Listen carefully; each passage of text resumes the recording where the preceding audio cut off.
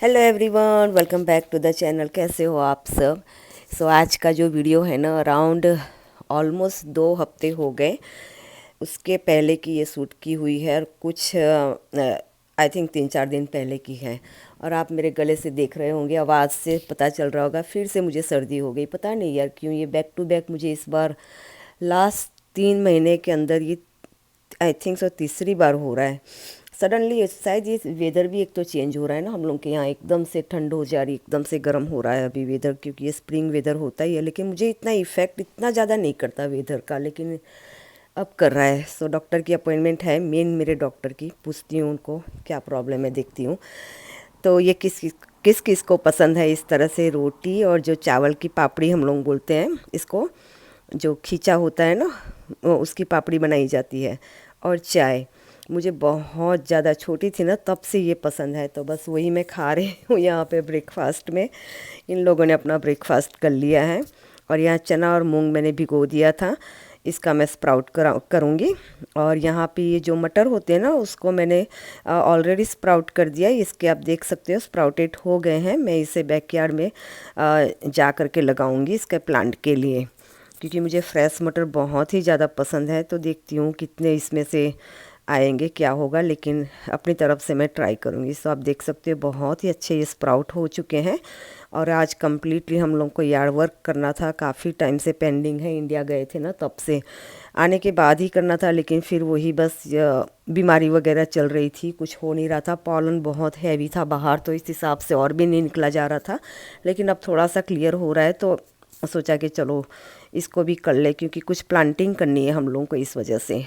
अच्छा, उसके बाद ब्रेकफास्ट वगैरह मैंने कर लिया था ना, उसके बाद यहाँ पे मैंने जिंजर, हनी और लेमन का जो जूस निकाल के रखा है अभी, वो यहाँ पी लूँगी। सुबह सुबह पीना चाहिए, लेकिन सुबह वही पानी पीना, गर्म, फिर दवाई लेना, सब मिक्स हो जाता है ना, तो इस हिसाब से ब्रेकफास्ट वगैरह करने के बाद 1 आध घंटे के बाद ले लेती हूँ मैं इस तरह की दवाई, जो भी लेनी होती है, जो हमारी होम रेमेडीज़ होती है वो।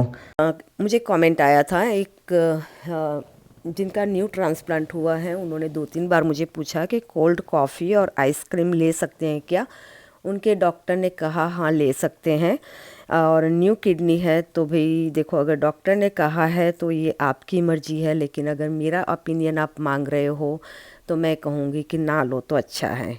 स्पेशली न्यू किडनी जब ट्रांसप्लांट होती है ना, तो उसमें बहुत चीज़ों का स्टार्टिंग में ध्यान रखना होता है। 1 साल के लिए मैंने बहुत बार मेंशन किया है, 1 साल के लिए प्लीज़ आप लोग ये सारी चीज़ें अगर अवॉइड कर सको तो बहुत अच्छी बात है। Once a while is okay, not on every day, not so once a week, लेकिन कभी कभार हम बाहर गए, खा लिया, इस ओके है।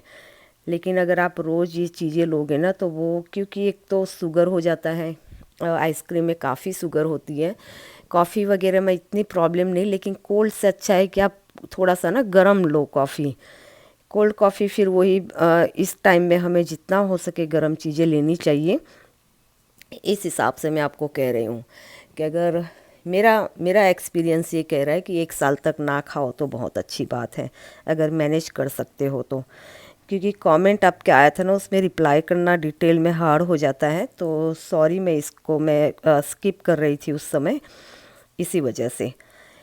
तो यहाँ पे हम लोग ने पूरा यार्ड वर्क, जो मिट्टी वगैरह होती है ना इस बॉक्स के अंदर, उसको कुछ फर्टिलाइज़र हस्बैंड ने ऐड करके हम लोग को वो रेडी करके दिया था बॉक्स। इन्होंने ऊपर से नीचे मिट्टी करनी होती है, तो वो कर दिया था हम लोगों के लिए। हम तीनों ने मिलके कुछ दूसरे काम भी कर दिए यहाँ पे।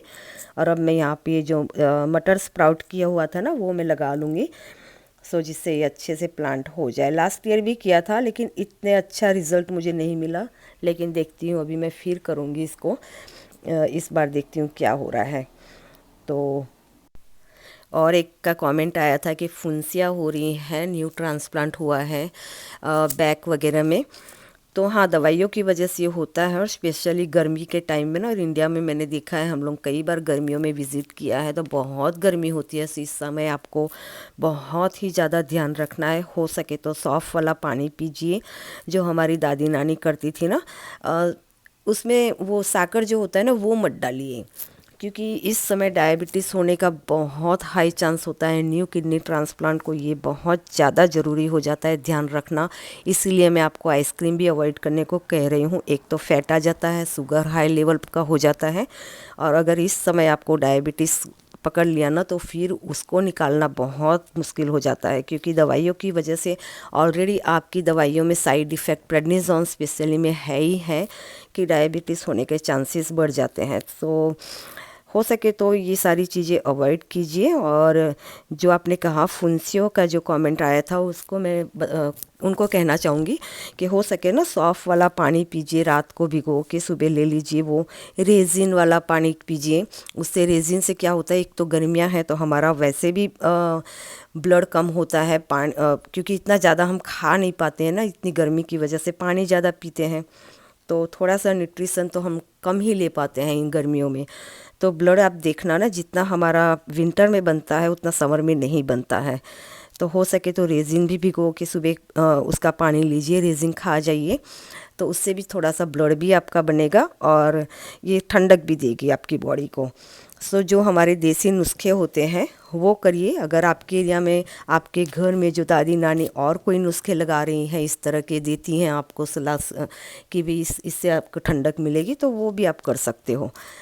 तो यहाँ पे मैं फ्रंट में आ गई थी। आप देख सकते हो हम लोग का यार्ड कितना गंदा हो रखा है, इतने वीड्स निकल रहे हैं, लेकिन अभी ना किसी की हिम्मत नहीं है इसको निकालने की। एक तो पॉलन भी था और बीमारी भी चल रही है, तो सोचा इसको थोड़ा अभी अवॉइड करते हैं, कुछ और काम है वो निपटा लेते हैं। और ये हमारा स्प्रिंग का फर्स्ट फ्लावर आया था, कितना ब्यूटीफुल लग रहा है ये। तो हाँ, यहाँ पे मैंने वीड्स तो नहीं निकाले, लेकिन मैंने लास्ट ईयर के जो गेंदे के फूल होते हैं ना, वो मैंने ड्राई करने रख दिए थे और उसी के मैंने सीड्स लगाए। अभी आपने आगे देखा, उसको मैंने लगा दिया है ऑल अराउंड। सो क्योंकि बारिश भी होने वाली है 1-2 दिन में, तो बारिश से अच्छे से फूट निकले ना, अच्छे से निकल जाए। और यहाँ अंदर के सारे प्लांट्स को हमने थोड़े बहुत धूप भी दिया और थोड़ा पानी भी इसे दिया। इनको भी हमने कम्प्लीटली नहला दिया बाहर जाके, तो ये भी अच्छे से नहा धो के अच्छे साफ़ हो के अंदर आ रहे हैं अभी। तो बस इसको हम उसकी जगह पे रख देंगे। इनकी टेक केयर करना भी बहुत ज़रूरी हो जाता है, टाइम टू टाइम पानी देना, टाइम टू टाइम इन्हें नहलाना धुलाना, ये भी एक काम होता है। तभी हमारे पौधे बहुत हैप्पी रहते हैं इस घर के अंदर, और ये नहीं ऑक्सीजन देते हैं और दिखने में भी बहुत अच्छे लगते हैं। मुझे इंडोर प्लांट बहुत ज़्यादा पसंद है, बहुत ही ज़्यादा। मौसमी को तो मेरे से भी ज़्यादा पसंद है। हस्बैंड को कोई फ़र्क नहीं पड़ता, लगाओ ना लगाओ, घर में कुछ डेकोरेशन करना ही नहीं करना है, उनको कोई उससे ना भी नहीं कहते हैं, हाँ भी नहीं कहते हैं। सो उनको कोई इतनी वो एक्साइटमेंट नहीं होती इन चीज़ों की। मुझे और मौसमी को काफ़ी होती है। सो बस इनको हम अपनी जगह, उनकी जगह रख देंगे। और ये देख सकते हो आप, ये बहुत हैप्पी बहुत से क्लीन हो गए हैं। और आप इसके पत्ते भी ना जब नहला देते हैं तो एकदम से चमकदार बन जाते हैं, बस देखते रहें ऐसा लगता है इसे। इस लिविंग रूम का भी हम लोग को ना वैक्यूम करना है। 1 हफ्ते ऊपर हो गया हमने यहाँ वैक्यूम ही नहीं किया। सच में बीमारी आती है ना, तब पूरा शरीर ऐसा लगता है कि बस ढीले ढाले होके बैठे रहते हैं। जो रूटीन के काम होते हैं ना वही होते रहते हैं। ऊपर से वैक्यूम किया यहाँ पे, लेकिन जो डिटेलिंग में डस्टिंग वगैरह होती है ना, वो नहीं कर पा रही हूँ अभी मैं। और साथ ही साथ मौसमी को भी सर्दी खांसी हो रही है, अदरवाइज़ हम दोनों मिल के कर लेते हैं ये सारी चीज़ें। तो बस प्लान तो है आज या कल, इसे आज तो नहीं, शायद आज तो बहुत थक गए, यार वर्क करके आए ना बाहर से, तो देखते हैं कल वगैरह कर लेंगे। सो बस यही है। आई होप सो मैंने आपके क्वेश्चन के आंसर दे दिए हों। तो और भी इस तरह के कोई क्वेश्चन हो तो ज़रूर से कमेंट करना, हो सका उतना रिप्लाई करूँगी। मैं आजकल वीडियो बहुत ही कम अपलोड कर रही हूँ, तो देखती हूँ जैसे आपके कमेंट आएंगे उस हिसाब से मैं वीडियो डाल दिया करूँगी। तो यहाँ पे थोड़ा सा मुरमुरे मैंने बना दिए थे, क्योंकि सबको मंचिंग करने का दिल करता ही है। शाम को जब 3-4 बजे या रात को टीवी देखते हैं ना, तब ये मांगते ही हैं। तो मैंने बस कर लिया, इसी में मैं सब्ज़ी बना लूँगी इस कढ़ाई में ही निकाल के। और मूंग की दाल मैंने भिगो दी थी, मैं कुकर भी लगा दिया उसका।